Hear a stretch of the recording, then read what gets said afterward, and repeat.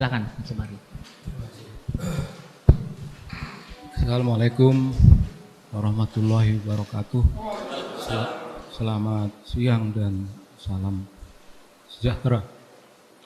Saudara-saudara sekalian, terima kasih Anda hadir, terutama ini saudara-saudara kawan-kawan kita di media. Saya kira saya akan mulai bukan pada titik simbolik salaman antara sang raja dengan Pak Ahok. Yang ingin saya mulai dari awal betul ialah prosedur tetap setiap penguasa tertinggi, apa presiden, apa perdana menteri, apa raja yang mau berkunjung ke suatu negara. Pasti kalau secara pribadi beliau tidak tahu apa-apa tentang negara bersangkutan, itu pasti beliau minta di brief, tolong segarkan pikiran saya mengenai kondisi mutakhir politik Indonesia. Apakah kondisi mutakhir itu politik biasa dalam birokrasi pemerintahan, dalam hubungan dengan negara-negara lain yang biasa saja juga tidak ada masalah, ataukah ada politik dalam negeri yang sensitif? Setahu saya kita diberitakan buruk di sana. Setahu saya Arab itu disimbolkan sebagai salah satu wajah yang begitu keras di balik wajah agama. Jadi agama kalau dianggap sudah lunak, maka Arab yang akan memperkeras. Kalau agama kurang tegas, maka kearapan yang akan mempertegas. Rasanya saya tidak rela. Kalau itulah wajah kita di tanah airnya Bung Karno yang kita kenal. Begitu kira-kira. Lalu beliau di-brief oleh tim ahli betul yang tahu perkara mutakhir. Begini Baginda, ini ada politisasi agama, ini sudah agak lama berjalan. Kalau mau dilihat tahun-tahun yang lampau, mungkin tahun 80-an, lahirnya usroh-usroh dan sebagainya. Kita tidak tahu dari mana itu semuanya datang ke Indonesia. Tapi semuanya selalu punya konteks dengan kearapan. Organisasinya apa tidak pernah. Barangkali kita tidak tahu, tetapi Arab di bawah. Nah, lalu diberitahulah ini ada situasi khusus. Barangkali agak sedikit darurat karena waktunya tinggal pendek tentang pilkada ini. Lalu beliau diberitahu bahwa ada orang yang dinista-nistakan karena dianggap menistakan agama.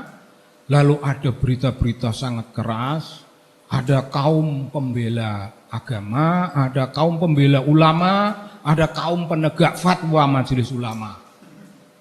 Semua itu petanya. Lalu sang raja itu namanya juga raja ya, mungkin tertidur sampai apa itu, terus dibangunkan lagi seperti orang-orang membangunkan Gus Dur kan sama saja itu. Gus Dur kalau kita kasih cerita yang dia menarik, dia merasa tertarik itu terus gitu.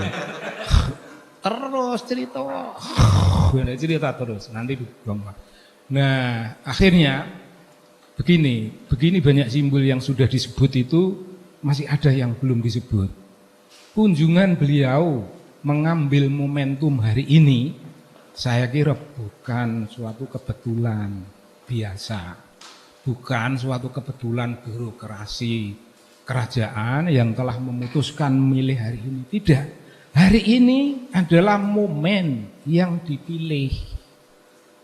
Kapan lagi kalau tidak hari ini, supaya tanah Arab ini dikenal di dunia sebagaimana Amerika. Amerika bisa jualan hak asasi, bisa jualan pluralisme keagama, pluralisme kebudayaan. Di dalamnya termasuk agama. Amerika bisa berbicara tentang kedamaian, tentang apa yang barangkali tidak semuanya dilakukan. Apa salahnya kalau Arab harus berperan di negeri, di wilayah itu, berperan seperti itu. Kita rebutlah peran-peran Amerika supaya orang tidak bilang bahwa kalau kita mengiblat ke barat maka beginilah kiblatnya. Tidak, Arab harus menjadi pemain di negeri itu. Dahsyat. Jadi ini bukan pilihan sak pilih-pilihnya, ini bukan sesuatu yang berdasarkan tokek bulan ini, tokek bulan depan. Bukan, pilihan ini rasional. Dasar-dasar pertimbangannya politik, hegemoni, perebutan hegemoni dengan negara-negara barat. Apa salahnya Arab itu negara kaya dan Amerika wirawiri ke situ, dia menjadi patronnya. Lah kalau kita patronnya Amerika, apa salahnya kalau Amerika pada suatu masa mematron kepada kita? Setidak-tidaknya kalau itu tidak mungkin, kita mengambil peran Amerika itu, kita ceritakan. Lalu sampailah pada apa yang telah dibicarakan tadi itu. Nah, tidak relalah negara Arab kok ditampilkan seiring dengan Islam yang keras, seiring dengan Islam yang tidak mengenal tawar-menawar, seiring dengan Islam yang penuh rasa dengki. Tidak bisa. Islam itu Islam. Raja Salman itu kan hurufnya cuman beda sedikit dengan Sulaiman. Ada Raja Sulaiman, Nabi Sulaiman. Itu saya kira orang Yahudi. Biasa sekali ya, beliau pikir ada orang Yahudi sehebat itu dan dimuliakan oleh Tuhan. Apa salahnya saya minta juga dimuliakan? Dia juga berbicara tentang wisdom. Saya datang ke tanah airnya Bung Karno, saya datang ke Indonesia. Itu negeri Islam besar di luar negara-negara Arab. Datang dengan watak yang penuh bijaksana. Sebijaksana Sulaiman. Artinya ingin dikesankan seperti itu. Ingin. Saya juga orang bijaksana. Saya ini pluralis, jangan keliru. Saya pendukung watak pluralitas keagamaan. Saya pendukung hal-hal yang memuliakan agama tadi. Agama untuk kemanusiaan, agama untuk kedamaian. Itu potret besar dari kehadiran beliau. Itu wajah dan spirit hidup beliau hari ini. Dia sama besar dengan negara-negara lain yang berbicara tentang toleransi, tentang segala rupa. Sama besarnya. Dan itu kok hari ini lalu tampilnya beliau adalah tampil di hadapan calon gubernur yang beliau sudah dengar nasibnya seperti apa. Kasus ini pasti sudah sampai ke beliau, sudah dibahas dengan tuntas dan beliau memainkan simbol pemihaan. Pemihaan itu lebih jelas. Tapi kalau pemihaan itu hanya berarti duniawi, saya kira salaman beliau dengan Pak Ahok itu bukan hanya pemihaan dalam pengertian kemanusiaan dan pengertian kata itu dalam kebudayaan. Bukan sekedar beliau diterima karena kaitannya dengan toleransi. Tidak. Beliau ingin menegaskan saya ini lebih toleran dari yang kalian gambarkan. Ini Arab satu ini tidak seperti yang kalian gambarkan selama ini. Saya ini pluralis, saya ini multikulturalis, saya ini toleran dan saya perlihatkan salaman dengan Pak Ahok bukan persoalan haram dan halal. Salaman adalah kebajikan. Salaman adalah panggilan duniawi untuk beliau. Lalu sebenarnya karena kedudukannya sebagai raja, Pak Ahok itu diridhoi. Pak Ahok diridhoi langkah-langkah politiknya untuk menjadi gubernur, diridhoi oleh beliau. Nah ini, diridhoi raja, masalah ini raja. Gitu. Di mata beliau dia yang teraniaya. Dia yang teraniaya sekarang ini. Bagaimana bisa orang-orang yang katanya intelektual, kami tidak. Tadi sudah dibahas, saya akan membahas itu nanti untuk background, memperkuat apa yang saya sudah kemukakan ini, untuk memperkuat bahwa Pak Ahok lah orang yang teraniaya. Jadi sebenarnya Ahok orang yang teraniaya. Lalu datanglah seorang raja, Salman, tapi sebenarnya mungkin namanya itu Sulaiman lah aslinya itu. Bijaksana Sulaiman, lalu dia memberi barokah. Kalau orang NU sudah mendengar barokah, itu sudah tidak ada lagi kata yang lebih mulia. Mendapat barokah, turun langsung dari titisan raja.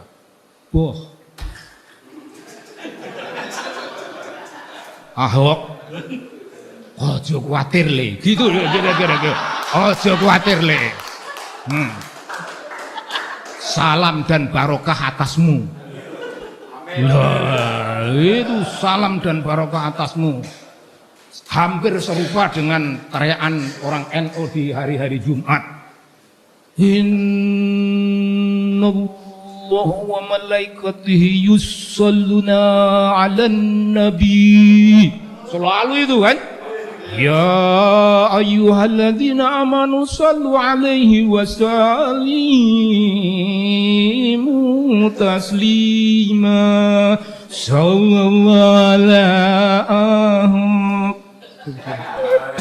Sallallahu alaihi Muhammad dan seterusnya. Kayak gitu-gitu. Ini pada tataran simbolik. Dan apa makna simbol bagi kita? Bagi orang antropologi, simbol itu sesuatu yang revealing.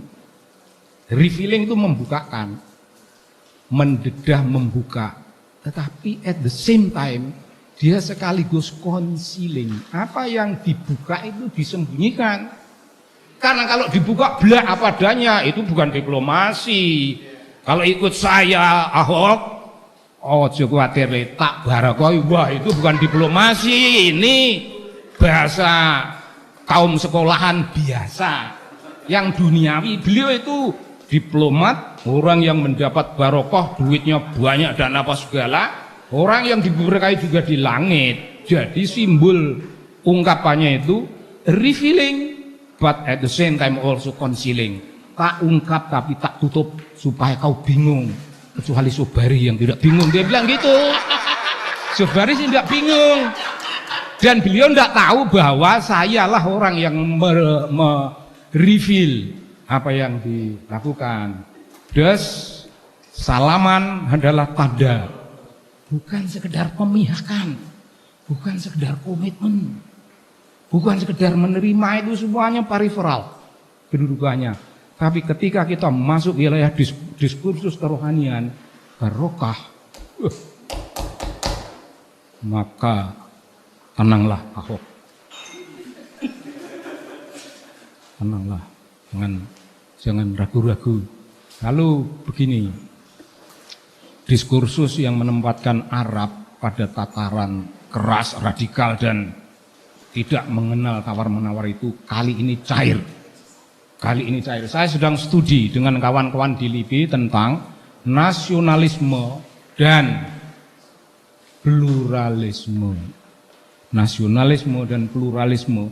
Harga mana yang akan dominan dan harga mana yang semestinya secara normatif dalam berpikir kenegaraan yang harus dipertahankan. Dua pertanyaan itu sangat keras.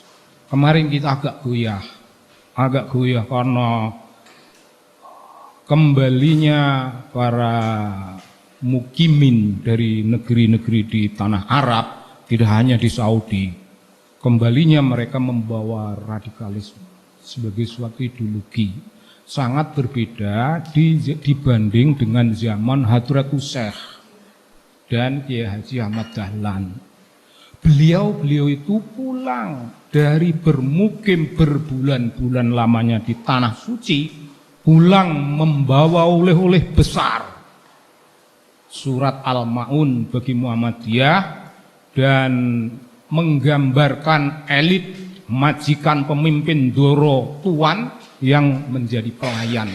memandikan anak-anak gelandangan, anak-anak miskin terlantar tidak punya orang tua. Itu beliau orang majikan tinggi yang menjadi pelayan. Kemudian di satu pihak seperti ini, pengajian Kiai Dahlan itu dengan kitab-kitab yang sama dengan kitabnya Hadratus Syekh. Doa dan sholat-sholatnya Haji Ahmad Dahlan itu disimpan di kalangan kaum NU untuk tunjukkan ini loh, Dahlan doanya tidak sama dengan kita-kita. Kunut itu bukan doa lah, kunut yang maknanya sedahsyat itu. Ya kan tidak boleh. Saya kunut, saya ini Muhammadiyah, tapi kunut. Kunut saya di rumah. Saya mau membuat ini cair. Ketegangan antara NU Muhammadiyah dari dulu. Saya sudah bukan NU, bukan Muhammadiyah. Artinya pemihakan saya itu kelar. Yang masih mempersoalkan ini NU Muhammadiyah itu orang yang belum begitu kelar dengan dirinya sendiri. Saya selesai dan tidak mengisukan itu. Lalu sayalah mencoba dalam urusan-urusan seperti ini, saya mencoba menampilkan suara cair. Suara cair tetapi bukan simbol yang bersifat permisif, membolehkan begitu banyak hal yang selayaknya tidak boleh. Enggak. Dalam memegang suatu prinsip kita harus keras memegangnya, tidak ragu-ragu. Tapi ketika prinsip ini wajib didialogkan dalam tatanan sosial dan politik, ketika prinsip ini menjadi permintaan begitu banyak pihak dalam suatu konteks kenegaraan yang besar, kita dialogkan, tidak ada keras-kerasan. Nah, Raja Arab menampilkan dirinya kali ini menghapus citra kerasnya Arab semenjak tahun 80-an di tanah air ini. Sejak tahun 80-an, dan ini buyarlah keseluruhannya. Nah, sekali lagi salaman itu tadi, begitulah maknanya. Lalu kalau tadi Pak Rai itu heran karena Anies kok diam saja. Ya terang diam saja, wong dia diuntungkan. Ya bodoh kalau dia akan mengkritik watak keras itu dan akan mendobrak. Itu hanya bisa dilakukan oleh Puntadewa. Puntadewa itu sudah di pintu surga tapi membawa anjing. Ditanya sama Dewa, Edian, kamu itu boleh masuk surga, tapi ini surga bukan tempatnya anjing. Jadi buang anjingmu. Lah, kalau surga ini membuat aku harus mengkhianati sahabatku ini, lalu apa aku running swarga? Aku balik ke dunia. Dia tidak mau. Aku tidak mau kepingan surga seindah apapun kalau itu harus kuperoleh dengan pengkhianatan kepada anjing. Siapa yang bisa begitu? Terbukti Anies bukan apa-apa dalam hal ini, dan memang dia bukan apa-apa, dia anak buah saya.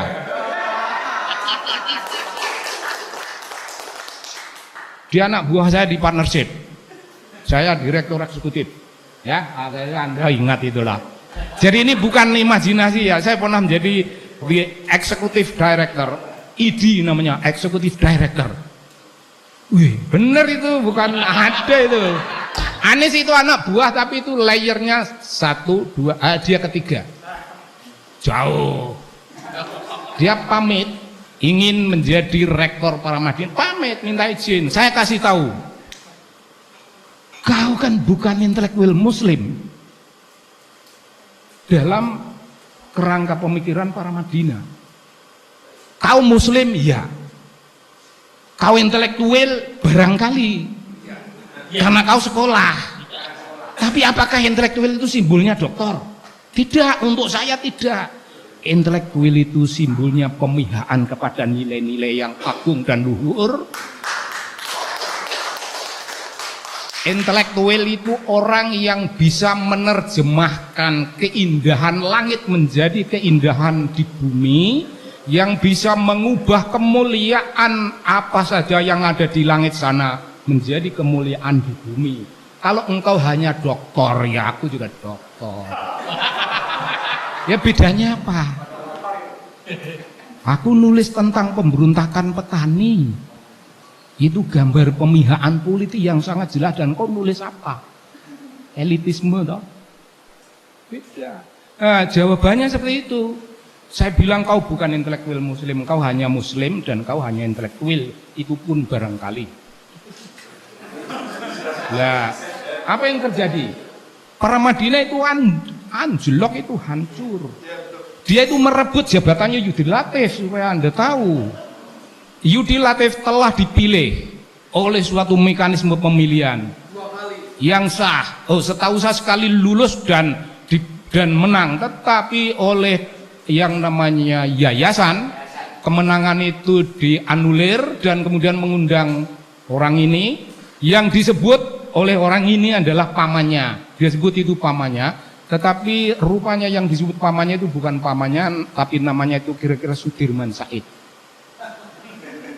Kira-kira kalau saya tidak salah. Jadi dia terus di situ, para Madinah anjlok, gak ada. Lalu Indonesia belajar, banyak anak Indonesia yang terlibat dalam proses Indonesia mengajar itu yang mengeluh. Jadi kalau Anda bilang itu kok tidak, dia bukan intelektual, bukan orang yang resah, sekalipun yang diresahkan itu adalah sesuatu yang menguntungkan dia. Bagi orang yang beneran, aku tidak mau diuntungkan kalau keuntungan ini caranya begini kotor. Tidak bisa. Anda tahu namanya Arjuna ya, itu adiknya yang saya sebut pertama tadi. Itu di padang Kurusetra itu dia buang itu semua panah kedewataan itu, panah kedewataan, pusaka dibuang, biar. Rasulullah kaget, ada apa nih? Begini katanya, aku tidak mau menang dalam perang ini, tetapi aku menginjak-injak bangkai-bangkai saudaraku sendiri. Apakah dalam pemilu ini proses untuk menginjak bangkainya saudara-saudara sendiri itu tidak sedang dirintis? Arjuna tidak mau. Saya menang, memang saya sudah dijanjikan untuk menang, tapi kemenangan saya itu saya akan makmur di atas bangkainya keluarga Kurawa. Krishna bilang bukan begitu cara membaca simbol. Bodoh kau. Sudah banyak bertapa, sudah hebat, sudah paling ganteng di muka bumi, masih dongok membaca simbol dengan cara seperti itu. Yang kau lawan itu saudaramu, tapi ketika saudaramu itu memiliki sifat angkara murka, apakah dia masih saudaramu? Sahabatmu, ketika sahabatmu itu korup dan angkara murka, apakah persahabatan masih milikmu? Dia melukai nilai-nilai yang kau perjuangkan, dia menggores segala hal yang seharusnya dipelihara dengan baik, and yet masih kau anggap saudaramu. Bukan. Mereka angkara murka yang harus disingkirkan, dan kau itu instrumen dewata di muka bumi ini untuk membuat tatanan bumi ini menjadi bagus. Adakah orang seperti Arjuna Tidak ada, terlalu jauh. Tapi ini terlalu dekat. Bisa terlalu jauh, tapi barang terlalu dekat. Karena ini bagian dari moralitas kita sehari-hari. Tidak terlalu jauh. Kalau mengharapkan agar politisasi keagamaan, kalau mengharap agar simbol-simbol keagamaan jangan dimainkan dalam pemilu maupun dalam pilkada maupun pilkades, mengharap itu jangan. Negara maju pun masih sebodoh itu. Tidak karena bodoh, justru karena mereka pintar. Tapi mereka pintar karena kelicikan, bukan karena kejujuran. Saudara-saudara saya yang ada di sini ini, kalau Anda akan memilih telah mendengar suara saya yang langsung sebenarnya dari langit sana, dan akan kembali ke langit. Saya melupakan unsur itu ketika yang saya hadapi adalah persoalan-persoalan simbol, persoalan-persoalan yang kayak tadi itu. Kampanye menjadi sangat periferal, kampanye menjadi sangat tidak punya makna dibanding dengan kata-kata saya, andai kata ini kemudian diikuti sebagai code of conduct dalam kehidupan kita sehari-hari, tidak dalam urusan teknis pilkada, karena ini bagian dari civic education. Saya akan melihat itu sebagai civic education. Nah, kalau saya menjadi timnya Pak Ahok, maka simbol yang berupa salaman itu akan diperluas, diedarkan mana-mana ke seluruh Indonesia. Sekalipun ini hanya pilkada di DKI, tapi ini menjadi persoalan nasional. Isiarkan itu ke seluruh Indonesia supaya orang tahu inilah simbol barokah, simbol dia diberkahi oleh Raja Saudi. Udah dahsyat. Mari kita cek, Raja Jepang itu tidak main-main. Raja Jepang itu wakil dewa-dewa, ama Terasu itu wakil dewa. Raja Arab mungkin diam-diam juga bicara tentang kami nitra yang turun dari langit, turun Arab ini dari dewa-dewa. Mungkin sama, dan itu sama dengan Jawa. Kekuasaan Jawa, kekuasaan Tuhan, Tuhan yang diberkahi, dan seterusnya. Lalu kembali pada strategi. Anies bergabung dengan itu semua itu dengan kesengajaan. Anies mengunjungi rumahnya orang yang mengakai nama Habib. Guru saya itu juga Habib. Guru SMA saya di sini orang Padang, Habib. Dan itu pakai Abdullah, bukan Habib yang Habib Abdullah. Abdinya Allah, kekasih juga. Dan ada kawan saya Habib satu lagi, itu Habib Muhammadiyah, Habib Khirsin, yang wirawiri ke bukan tanah Arab, ke Yahudi. Dia wirawiri ke Yahudi, entah ada bisnis apa dengan orang Yahudi kan, bersama Gus Dur. Dan dia dimaki-maki oleh Muhammadiyah, tapi habis dimaki cari lagi, visa lagi di Singapura, pergi lagi Habib. Nah ini, jadi begitu keadaannya. Kalau diharapkan Anies bukan bagian dari kaum intelektual yang turut sibuk mendiskusikan atau melakukan diskursus tentang pluralitas. Bukan bagian, tidak ada sejarahnya. Saya tahu orang-orang yang berdiskusi itu orang-orang yang berdoa, saya tahu persis karena saya terlibat di dalamnya.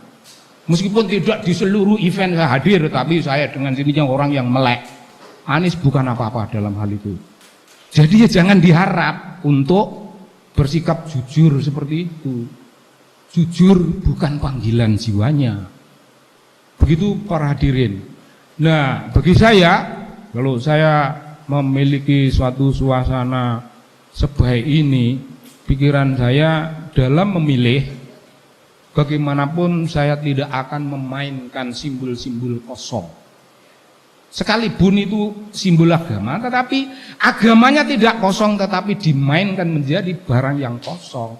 Karena agama yang berat, agama yang serius, agama yang berkemanusiaan dan berkeadilan itu ditampilkan kulit-kulit luarnya untuk memenangkan langkah politiknya, dan sesudah itu siapa akan peduli memanggil agama lagi? Tidak ada. Jadi apa? Pada akhirnya, saudara-saudara sekalian, yang penting akhirnya adalah barangkali kombinasi antara suatu kesadaran spiritual pada satu sisi dan panggilan rasional melihat persoalan duniawi. Memang akan berkata ideal kalau orang-orang itu menginginkan orang Islam yang memimpin, dan Islam itu ialah orang yang bekerja, orang yang mengabdikan dirinya kepada rakyat, orang yang mengubah posisinya dari tuan menjadi pelayan, dari majikan menjadi babu. Itu dan jujur.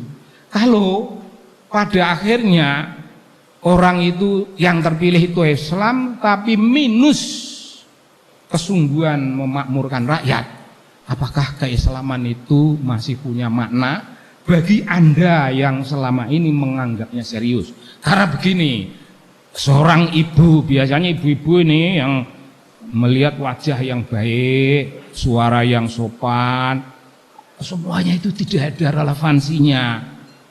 Kebaikan wajah, kebaikan kata-kata itu bukan bagian dari keseluruhan diskursus politik yang namanya menentukan. Tanggung jawab politik kita itu ada. Ketika kita memilih, kita bertanggung jawab pada diri sendiri. Tanggung jawabnya apa? Apakah Anda berani kemudian menelusuri cara tata pemerintahan dilaksanakan di wilayah yang dia menangkan, yang seseorang menangkan? Oh, kita harus kontrol apakah dia nyolong, apa punya track record di kantor-kantor sebelumnya, ada tanda korup, ada apa, ya itu harus ditelusur. Kalau itu tidak, maka Anda ini hanyalah instrumen dan batur dari perasaan Anda sendiri. Batur. Kalau batur bagi rakyat itu meaningful dalam diskursus demokrasi.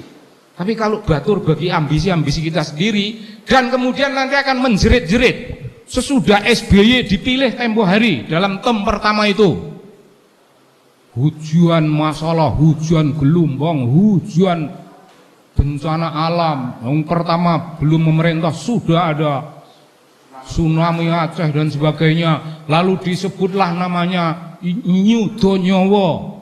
Itu seluruhnya tanda, seluruhnya ekspresi kejengkelan, frustrasi, penyesalan telah memilih dia. Penyesalan. Itu wabil khusus kaum ibu itu. Oh, kamu ibu itu senang dengan orang yang gagah, dengan yang ganteng. Pemimpin itu bukan begitu. Pemimpin sejati itu yang murahan. Huraan. Dan ngomongnya itu yang membentak-bentak. Bang Ali, Bung Karno. Bang Ali, Bung Karno itu memang lemah lembut, kagak. Saudara-saudara, ganyang Malaysia. Memang gini, saudara-saudara mohon kalau kiranya berkenan di hati, sudilah mengganyang Tengku Abdurrahman. Boneka Malaysia, boneka Inggris. Apa begini? Tidak bisa. Ali Sadikin bilang apa? Ali Murtopo, kau Ali miskin, jelek, tidak gablek nyit. Ini Ali yang kaya, bisa bikin tim yang begitu. Kau tidak punya, nggak gablek duit. Dan betul toh, Ali begitu. Tapi dia terlalu menggebu-gebu lawan Pak Harto, itu nggak kena. Dalilnya nggak kena. Nggak pernah nanya saya. Padahal dia, saya sekolah di UI itu karena beasiswa Bang Ali. Dan saya laporkan, saya pulang dari Monas ketemu Bang, saya dulu masuk UI karena Bang. Oh ya, ya iyalah, zaman namanya bintang pelajar dulu, saya laporkan. Tapi abang terlalu keras pada Pak Harto. Harus lembut lagi gitu. Bukan, harus lebih keras. Harus lebih keras dari yang terlalu keras ini, tetapi caranya yang lembut, karena Pak Harto itu kresna. Anda kok jadi baladewa, enggak kena. Anda harus jadi sadewa. Kalau enggak percaya, takono orang yang tahu. Tapi dia enggak percaya kan? Dia enggak percaya dan tetap kalah. Tapi yang ingin kita katakan, pemimpin itu bukan orang yang Bung Karno ganyang Malaysia. Oh, jelas. Hei para pemuda, sukarelawan-sukarelawati, kalau kalian tidak mau berangkat ke Irian, aku akan di garis depan. Hei, ini dadaku, mana dadamu? Anu nyuwun sewu, enggak ada itu. Kalau pemimpin kayak Anies, cengar-cengir, enggak lah.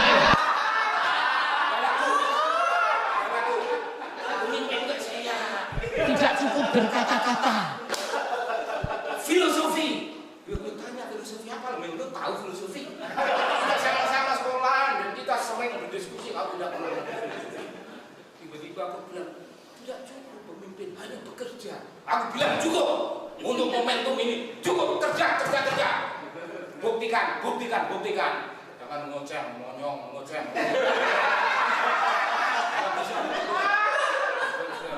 Jadi menurut saya ada satu hal yang penting menjadi highlight kita. Pemilu, pilkada dan sejenisnya harus dipandu oleh rasionalitas, oleh hati yang bersih, oleh komitmen kenegaraan yang jelas. Karena komitmen itu untuk diri kita. Kalau kita memilih pemimpin yang hanya pandai berbicara, tidak bisa melaksanakan apa yang dibicarakan, kita yang celaka sendiri. Nomor dua, kalau kita memilih pemimpin yang nyolong-nyolong, maka program untuk kesehatan masyarakat, program untuk pendidikan ya dicolong dan masyarakat tidak dapat apa-apa. Barang siapa memilih, maka dia harus bertanggung jawab apapun pilihannya, dan insya Allah kalau meninggal itu akan disalatkan oleh orang yang hidup. Jangan cemas, jangan cemas. Kalau Anda mati ya mati aja. Sudah tidak perlu memikirkan wudhu kan. Orang mati ya mati aja sudah. Yang menyalatkan itu tanggung jawab yang hidup. Tidak ada orang mati yang mencari mayat lainnya, mari kita sholatkan calon. Enggak ada jenazah itu bangkit dari kubur dan mengajak kawannya, mari kita salatkan calon warga negara di kuburan ini nih, kita enggak ada. Jadi saudara, orang yang tidak tahu agama berbicara tentang agama ya begini ini. Menyalatkan itu kewajibannya yang hidup. Bagaimana dia bisa berjanji tidak akan menyalatkan orang yang punya pilihan politik lain? Dosa, dia menantang Tuhan. Menantang Tuhan karena itu firman-Nya. Itu perintah-perintahnya. Bagaimana kok ada kebodohan yang ditolerir? Saya kira rasionalitas, komitmen, pemihakan pada diri kita sendiri, tidak usah pada apa-apa. Memihak diri sendiri, tanggung jawab pada diri sendiri. Nomor satu. Yang kedua, jangan percaya pada kata-kata kosong. Kata-kata yang halus dalam konteks apapun itu sebutannya pahit madu. Madu saja masih pahit dibanding itu. Kalau terjadi suatu fenomena di mana orang disebut pahit madu, nah itu di belakangnya pasti ada pengkhianatan. Pasti ada pengkhianatan.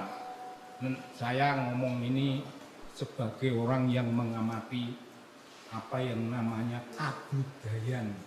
Apa yang namanya kebudayaan, dialektika antara nilai dan tindakan, dialektika antara ajaran dan pengamalan, dialektika antara manusia dengan Tuhan, antara manusia dengan sesama manusia, dibalut dengan kain putih yang namanya kesucian dan keluhuran. Assalamualaikum warahmatullahi wabarakatuh.